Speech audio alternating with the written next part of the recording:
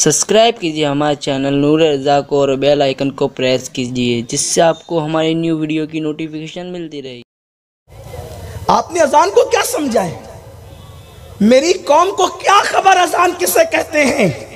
جو اذان پڑھتا ہے جتنی دیر تک اتنی دیر تک اس کے سر پہ اللہ کا ہاتھ ہوتا ہے، اس کے سر پر خدا کا دست قدرت ہوتا ہے، اور جو اذان سن کے اذان کے کلمات کو دہراتا ہے اس کے سر پر بھی اتنی دیر تک دست قدرت ہوتا ہے۔ اور جب وہ اذان میں اللہ اکبر اذان پوری کر کے اذان مکمل کرتا ہے تو دست قدرت رکھنے والی قدرت کہتی ہے مجھے میری عزت کی قسم جو مانگنا ہے مانگ لے، میں تجھے ضرور عطا کروں گا۔ لیکن ہمیں اذان کی اہمیت کیا؟ میری قوم کے پاس تو گیم کی اہمیت ہے، میری قوم کے پاس تو کرکٹ کی اہمیت ہے، میری قوم کے پاس تو گانے کی اہمیت ہے، میری قوم کے پاس تو عیاشی کی اہمیت ہے۔ اذان کو سن کر دنیا کی باتیں کرنے والوں، یہاں تک کہ میرے نبی نے فرمایا اذان ہو رہی ہو تو تلاوت بھی روک دو، اذان ہو رہی ہو تلاوت بھی روک۔ کم سے کم ایک مسجد کی اذان کا جواب دینا تاکیدی سنت قرار دیا ہے، اور امام اہل سنت نے تو فتاوی رضویہ میں روایت نقل کی ہے کہ جو اذان کو سن کے دنیا کی بات کرے ڈر ہے مرے گا تو کافر ہو کے مرے گا، اس کا ایمان چھین لیا جائے گا۔ اذان کو کیا سمجھا ہے؟ اذان کی اہمیت کیا ہے میری قوم کے نزدیک؟ اذان کے وقت گالیاں، اذان کے وقت چیخ پکار، اذان کے وقت فلمیں، اذان کے وقت سیریل، لیکن اللہ اللہ سنے اذان کی شان کیا ہے، اذان کا مقام کیا ہے؟ جب تک اذان دینے والا اذان دیتا ہے اور جو اذان کا جواب دیتا ہے اس کے سر پر خدا کا دست قدرت ہوتا ہے۔ سوچو اللہ اللہ، اگر کسی پیر صاحب نے سر پہ ہاتھ رکھ دیا ہم کتنا خوش ہوتے ہیں، میرے پیر کا ہاتھ میرے سر پر ہے، میرے پیر کا ہاتھ، میری امی کا ہاتھ میرے سر پر ہے، میرے بابا کا ہاتھ میرے سر پہ ہے۔ آپ کو سے پوچھتا ہوں جس کے سر پہ قدرت کا ہاتھ ہو،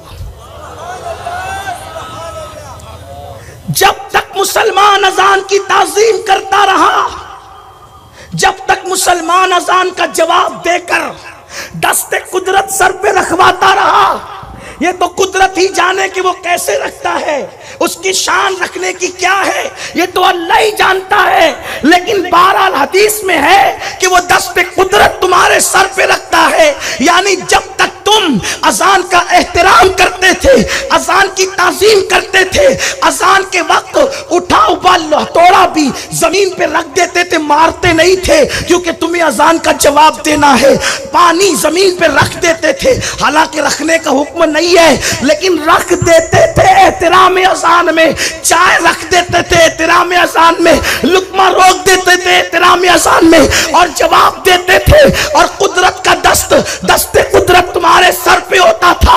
تو بیت المقدس میں مسلمانوں کی لاشیں خاک و خون میں اس وقت نہیں تڑپتی تھی، عراق کی سرزمین کی عورتیں بھیک نہیں مانگتی تھی، تمہاری بیٹیاں لوجوں میں فروخت نہیں ہوتی تھی، تمہارے بچے اللہ اکبر ذلت کی چکی میں نہیں پستے تھے، تم غربت کی چکی میں نہیں پستے تھے کیونکہ تمہارے سر پہ دست قدرت تھا۔ لیکن جب سے تم نے اذان کو معاذ اللہ جواب دینا، اس کی تعظیم کرنا چھوڑ دیا، اٹھتے ہوئے لاشیں ہیں، جلتے ہوئے مکانات ہیں، بیوہ ہونے والی بیٹیاں ہیں، 35 سال کی بیٹیاں گھروں کے اندر پڑی ہوئی ہیں، تم کروٹیں بدلتے ہو، بے قراری تمہارا مقدر، بے چینی تمہارا مقدر، گداگری تمہارا مقدر، تنگ دستی تمہارا مقدر۔ نادانو، جس کے سر پہ قدرت کا ہاتھ ہو وہ قوموں کی گداگری نہیں کرتا بلکہ وہ تو بادشاہی کیا کرتا ہے، وہ تو شہنشاہی کیا کرتا ہے، وہ تو جہاں بانی کیا کرتا ہے۔ آپ کیا سمجھتے ہو گولیاں چلانے سے حکومتیں ملتی ہے؟ آپ کیا سمجھتے ہو چاپلوسیاں کرنے سے حکومتیں ملتی ہیں؟ ارے اب تو تم نوکری بھیک کے طور پہ مانگ رہے ہو، پہلے مسلمان نوکری کو عیب سمجھتا تھا اور آج مسلمان نوکری مانگ رہا ہے۔ ریزوریشن مانگ رہا ہے. کتنا سچ کتنا غلط کیا اہل سیاست جانے, میں کچھ نہیں, اہل سیاست جانے کچھ نہیں کہتا, لیکن ہم نوکر بننے آئے تھے, ہم نوکر بننے آئے تھے, ہم بادشاہ بننے آئے تھے, ہم تاجدار بننے. اور آپ کو بتاؤں, نام بڑے بڑے ہو گئے, اونچی دکان پھیکے پکوان, نام نہیں ذات بڑی کرو ذات, اپنی ذات بڑی. ذات بڑی کیسے ہوتی پتہ ہے؟ خوبصورت ٹوپیوں سے نہیں, خوبصورت القابات سے نہیں, چہرے کو 4 مرتبہ صابن سے دھلنے سے نہیں, میک اپ سے نہیں, اچھے کپڑوں سے نہیں. ذات بڑی کیسے ہوتی؟ خدا کی اطاعت سے ذات بڑی ہوتی. نوکریاں مانگنے والوں, نوکری کی بھیک نہیں مانگ رہی ہے, ایک دن وہ تھا تم تھے. ہمارے مرشد, بلکہ ہمارے مرشد کے مرشد, جنہوں نے ہمارے مرشد سرکار قادریت غوث پاک نے جس کا مرید ہونے کی تمنا کی ہے, وہ اللہ کا شعر ہندوستان میں, جس کو غوث پاک نے ہندوستان میں اللہ کا شعر کہا ہے, لاہور کا تاجدار, قطب الاقطاب, فرد الافراد, سید داتا علی ہجوری جلابی رحمت اللہ علیہ, انہوں نے اپنی کتاب کشف القلوب میں کشف المحجوب میں لکھا. کشف المحجوب میں کیا مزے کی بات لکھی. جس دن مسلمان خدا کا اور اس کے رسول کا وفادار ہو جائے, اس کو کبھی کسی کے آگے بھیک نہیں مانگنا پڑے. معاشی حالات چٹکیوں میں سدھریں گے.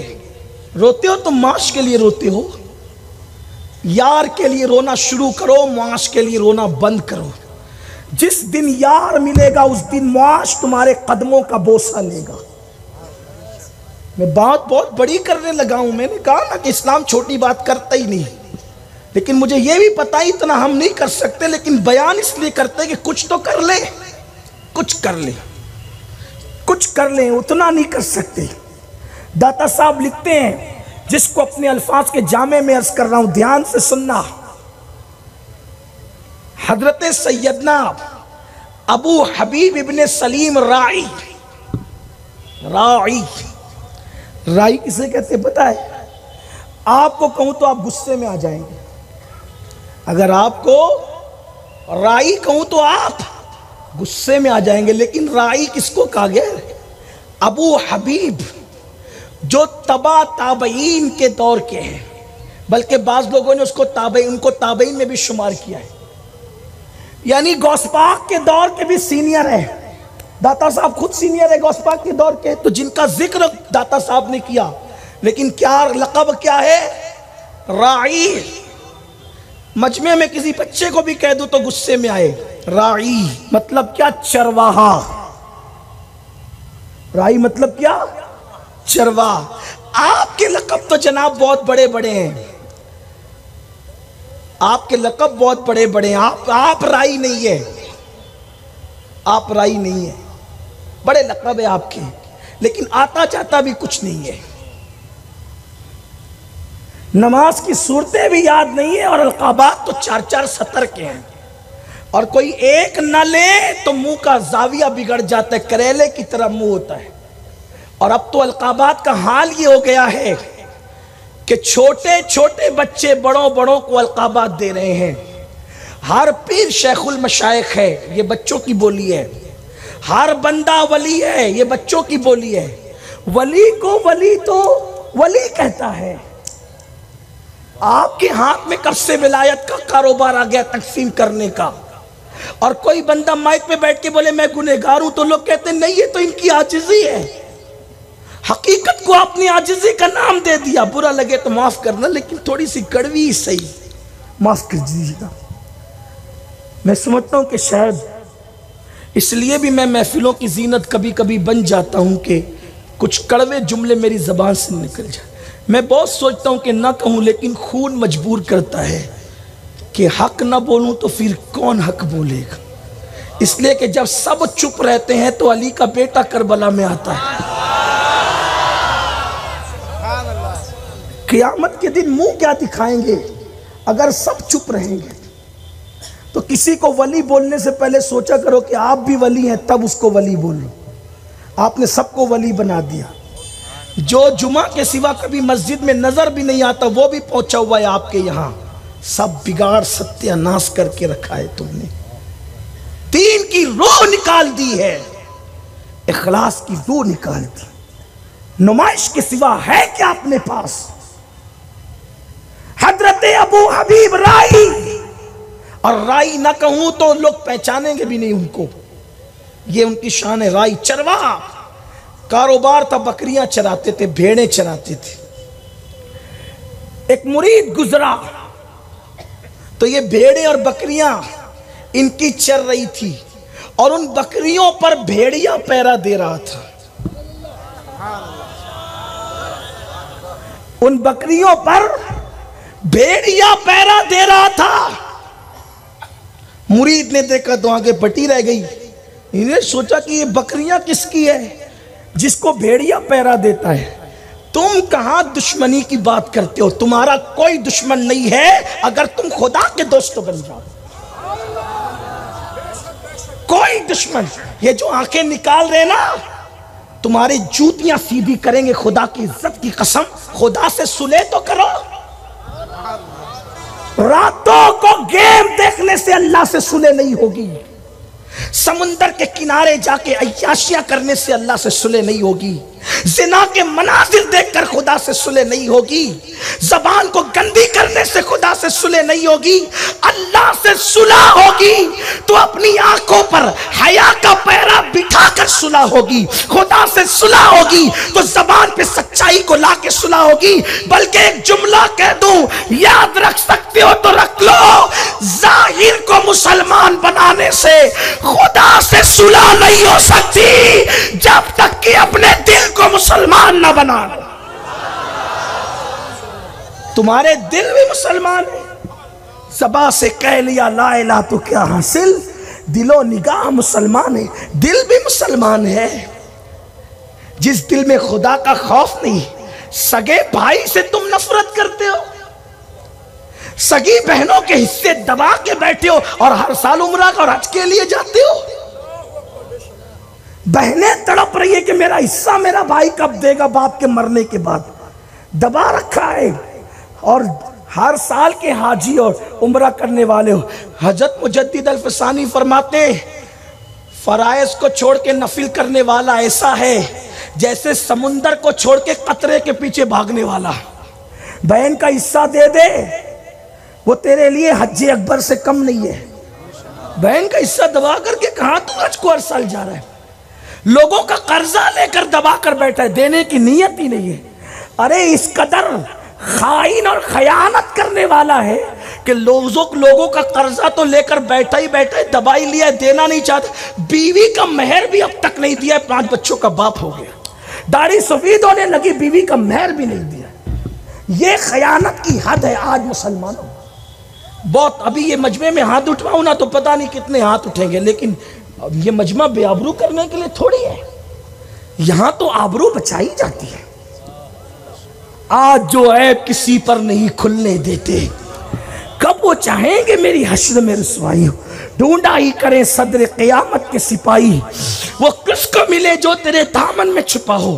تمہارا اور میرا عیب پوش تو اللہ کا حبیب ہے، یہاں بے نقاب نہیں ہوں گے۔ لیکن یہ بات کہیں اس لیے جا رہی کہ گھر جا کے دے دینا، ورنہ امام غزالی نے کیمیاء سعادت میں لکھا ہے جو نکاح کرے اور مہر نہ دینے کا پکا ارادہ کر لے، قیامت کے دن وہ زانی کی حیثیت سے اٹھایا جائے گا۔ داڑھی کے بال سفید ہو گئے، ذرا دے دو، زیادہ نہیں ہوگا، 20 سال 25 سال پہلے کا مہر 1000 2000 سے زیادہ نہیں ہوگا، دے دو، مت مقروض رہو، ورنہ جنازہ پڑا رہے گا جب تک آ کر معاف نہیں کرے گی، اس وقت تک جنازہ اٹھ نہیں سکتا۔ اس لیے میری گزارش ہے، یہ رسم ہے نا ہمارے یہاں کی، یہ طریقہ ہے ہمارے یہاں کا، میرے آقا علیہ السلام کے دیوانوں، بہرحال اس کے مسائل مفتیان کرام سے پوچھ لے، بات دور نکلتی جا رہی ہے۔ اب ذرا دھیان سے سنو، بات اختتام کی طرف پہنچ رہی ہے، وقت زیادہ ہو گیا ہے، ابھی ہمیں عشاء کی نماز کی تیاری بھی کرنی ہے۔ حضرت حبیب رائی اللہ اکبر مرید آیا، دیکھا کہ بکریاں چر رہی ہے، بھیڑیں چر رہی ہے اور بھیڑیاں پیرا دے رہا ہے۔ اس نے دیکھا کہ جس کی بکریوں پر شکار کرنے والا بھیڑیاں پیرا دے تو آخر وہ کس کی بکریاں ہیں؟ تو دیکھا کہ ایک درخت کے نیچے حبیب رائی نماز پڑھ رہے ہیں، نماز کا سلام پھیرا، کہا حضرات بکریاں کس کی ہے کہ جو بھیڑیاں پیرا دیتا ہے؟ فرمایا بیٹا بکریاں میری ہے، میری بکریاں ہیں میرے بیٹے۔ تو کہا بابا یہ بکریوں میں اور بھیڑیے میں دوستی اور صلح کیسے ہو گئی؟ یہ بکری اور بھیڑیوں میں، بھیڑیا اور بکری میں جو ایک دوسرے کے جانی دشمن ہے، صلح کیسے ہو گئی؟ کتنا پیارا جواب دیا، میں نے اللہ سے صلح کر لی، بھیڑیے نے میری بکریوں سے صلح کر لی۔ یہ نقصان نہیں پہنچاتا۔ اس کے بعد اس نے کہا حضرات کچھ نصیحت فرمائے۔